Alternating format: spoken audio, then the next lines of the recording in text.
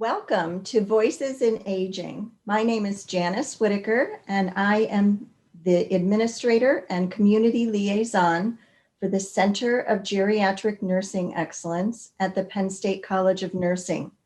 I am the host for today's discussion on the importance of early detection and proactive testing for COVID-19, especially for our vulnerable population in senior living communities. Our guests today are Lynn Katzman, founder and president of Juniper Communities, an owner-operator of senior housing communities. We also have Jonathan Roberts, vice president for strategy for Decina, a developer of data-driven diagnostic solutions that enables early disease intervention and improved care outcomes for patients.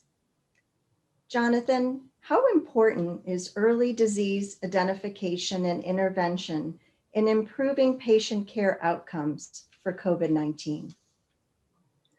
Yeah, great question, and thank you for having me today. I think we've seen numerous studies that show the immense importance of across the board testing, and then from that testing, the immediate and early interventions for COVID. So, especially in vulnerable communities, if you have delays and those folks, delays in the results coming back, and those folks don't know they're positive, or they're having to be quarantined much longer than they need to.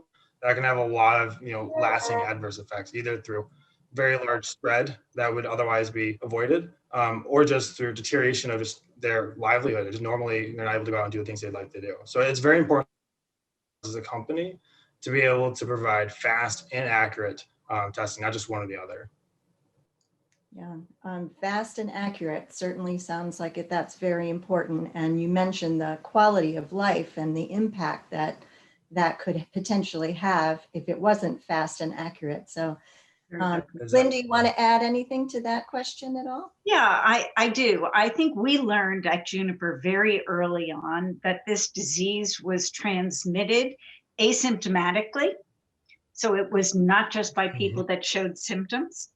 And so being able to test everyone on a regular basis and get the results rapidly enough to be able to identify those who were carrying the virus, but who didn't have active symptoms is critical to maintaining the health of our population. And essentially, it stops the spread of the disease. So without testing that is accurate and that we get the results from quickly, we don't have that capability. So that was absolutely critical. And Decina has been very helpful to us in managing that part of the equation.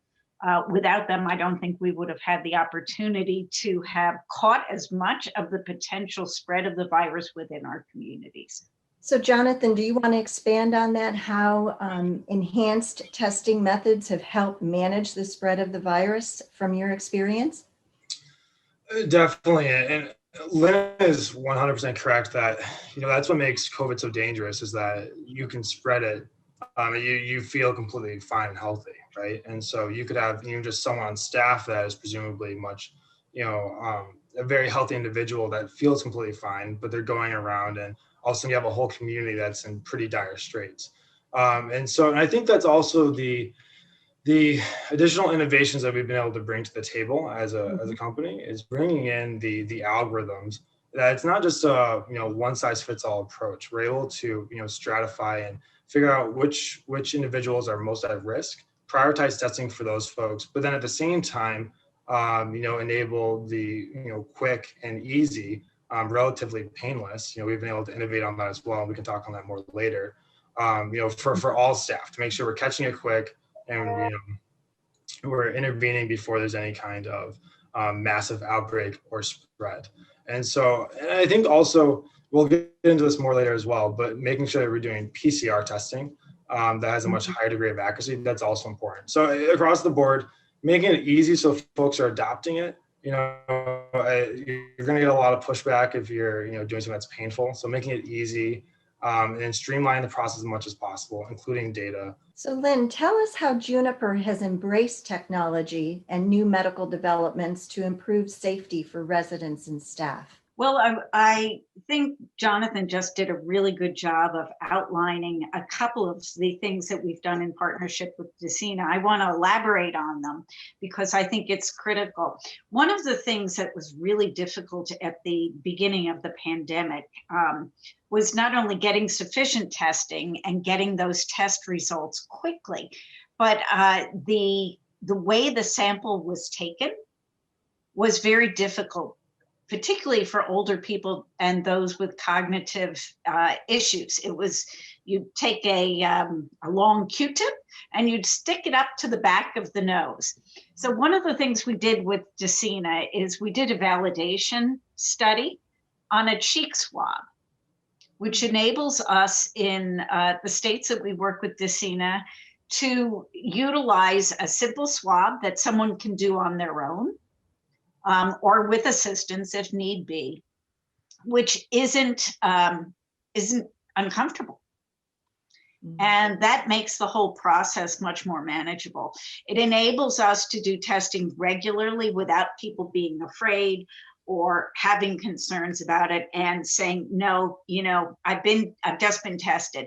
This disease spreads very rapidly, we've learned. And again, because you don't always carry symptoms, it's problematic. Now, in terms of the algorithms, one of the things that we were able to do with Decina and hope to do more of in the future is to take a look at our residents and stratify them according to a number of chronic disease categories, if you will.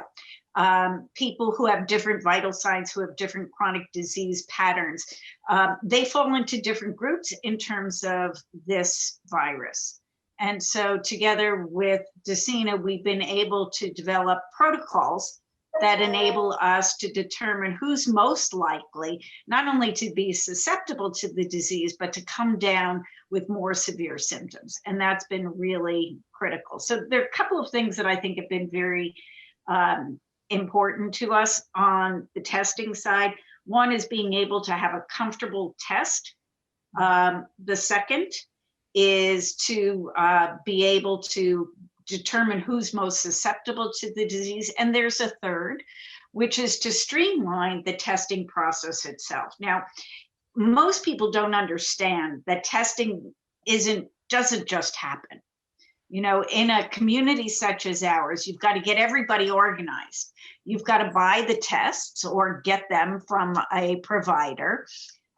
Then you've got to administer the test. So the cheek swab helped us there. And then you've got to document that this sample is from this individual. You have to put it on a list. You have to get it into a carton and send it to the lab.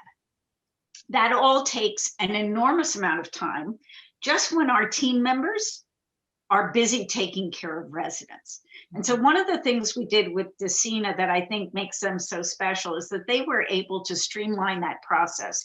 They used technology, they used their process engineering to enable us to reduce the amount of documentation we had to do, automate that documentation, and speed the process up. So for us, it may not sound like a lot, but if we can eliminate the need for a full-time nurse to be part of the testing process, who was doing essentially busy work because of the processes that they have helped develop, it saves us a lot of time, and it makes it better for our residents because they spend more direct one-on-one time with residents outside of testing. So it enabled us to continue testing, but still do the regular work we need to do. So those three things were critical. And I think due to the technology and also the approach, the scientific approach that Decina brought to the table. Yeah, well, it certainly sounds like you maximize the comfort, the efficiency, and the innovation involved with the testing process. And so, Jonathan, speaking of testing, can you explain some of the differences in the diagnostic test for COVID-19? Definitely. No, I'd be happy to. And it's a great question because with, COVID-19, there's been such a flurry of activity. The FDA has approved, various ways of going about detecting it, but there are some pretty significant differences. And so the testing that we're doing in our lab is a molecular test. It's PCR testing, as I mentioned earlier. And this detects the virus's genetic material. And this is different than the other rapid or antigen tests that are being done. And it's in general much more safe, so much more accurate. And some folks prefer not to have their finger pricked, or there's differences there as well. But the main difference is going to be, in general, the accuracy. And so being able to cut that swab and then look at the genetic material there at our lab fairly quickly, that's basically what's allowing us to do a much faster turnaround time, but also a much higher degree of a sensitivity and specificity, generally accuracy. So folks can be confident that their results are accurate. So Lynn, contact tracing is an effective way of reducing the spread of a contagious disease. How has the testing methods been able to assist with that process of tracking for tracking purposes? Thank you. That's a fun question for me to answer, and not only a great question. I actually attended the Johns Hopkins course on contact tracing, and we had people at each of our communities do that. So I know a little bit about contact tracing. And frankly, one of the things you learn is that the disease is most potent in a particular period after the time you're exposed. So the more you do testing and the more you understand who is positive, and the quicker you can reach out to that person and find out who they were in contact with during that time that they are most likely to be contagious, makes a difference. So for us at Juniper, everyone who comes into the community is screened, and we ask them for their contact information. So even if they are not a regular associate or resident, we have a means of tracking them and getting to them. So the individual who tests positive, if unfortunately they do, will then go back through a period of time and tell us who they were in contact with for more than, I want to say it's 15 minutes and closer than 6 feet. And I may not get that correct. So Janice, if you can help me, that would be helpful. But basically, you've got to be in a room with them for a particular amount of time and go from there. So we're able to know who's in our building, who's been tested, and go back and talk to them. Now, contact tracing for people outside of our community, we make every effort to call those people if they're identified by the individual who tests positive. And there are also local and state contact tracing programs as well that we provide the names of people who test positive via a variety of registries, and then they take it the next step to do the contact tracing from there. But I think it's important to know that we do it internally, we do it immediately, and we have the system set up, and we've trained our people. They know how to do contact tracing, which is I'm grateful for. Yeah, the awareness and the education around the importance of contact tracing is really essential. And, the timing of it is also vital to the success.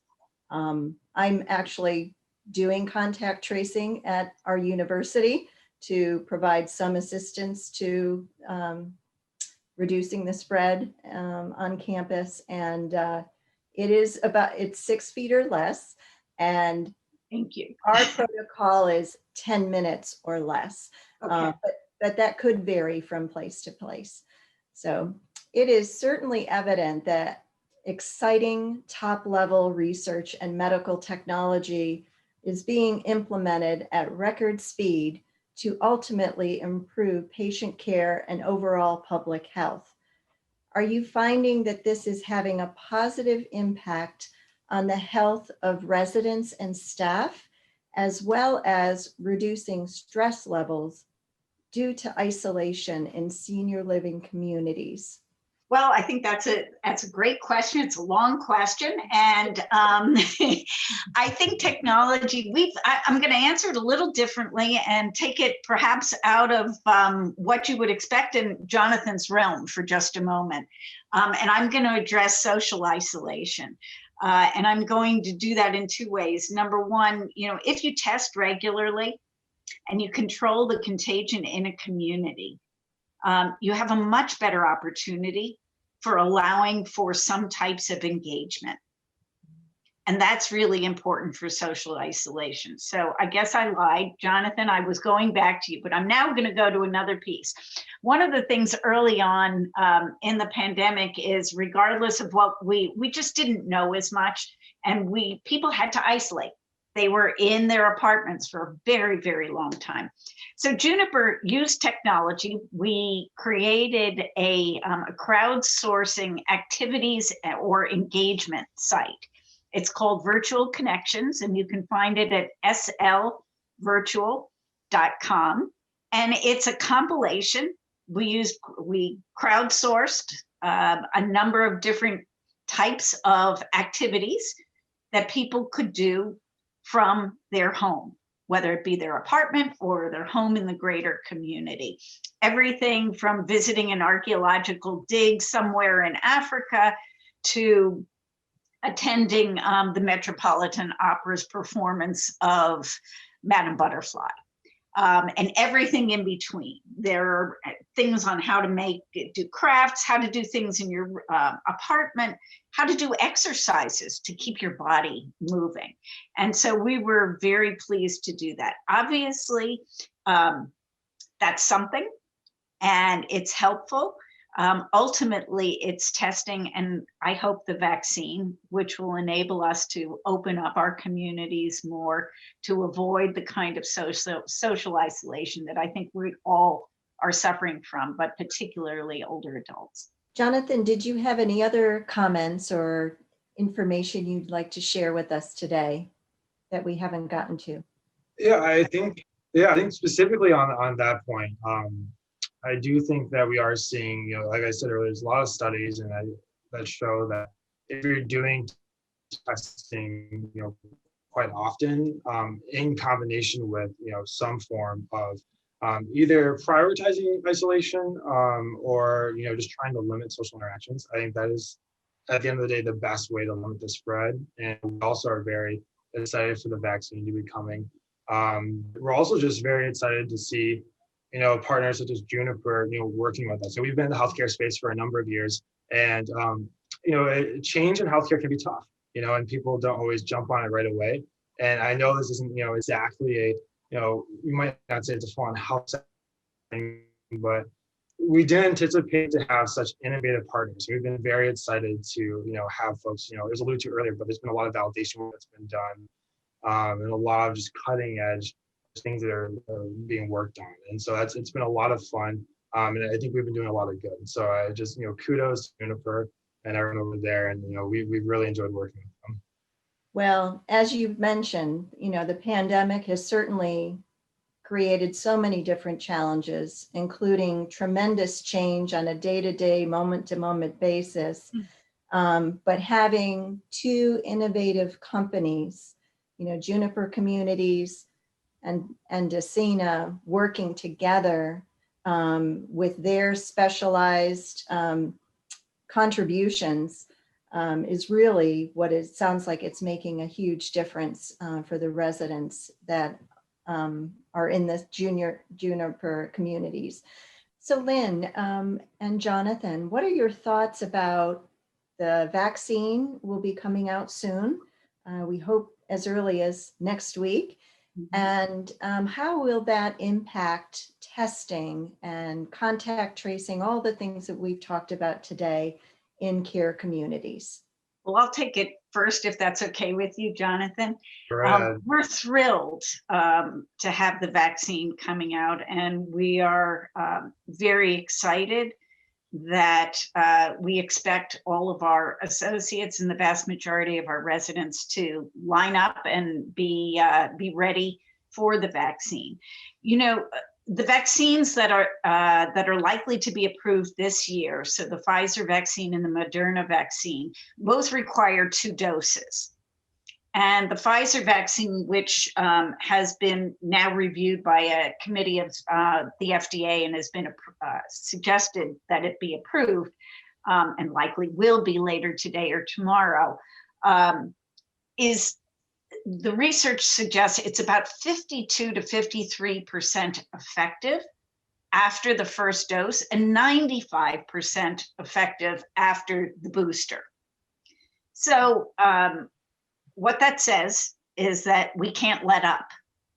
We have to continue testing, and we intend to continue testing twice a week, which is, we think, very helpful in identifying early anyone who is positive with the virus. And in addition to that, we're going to continue with all of our infection prevention activities. So for us, we call that mask up, wash up, and speak up. So when someone sees someone not doing the right thing, let them know so that we can protect the community. Lynn hit most of the major points there. It was very well said.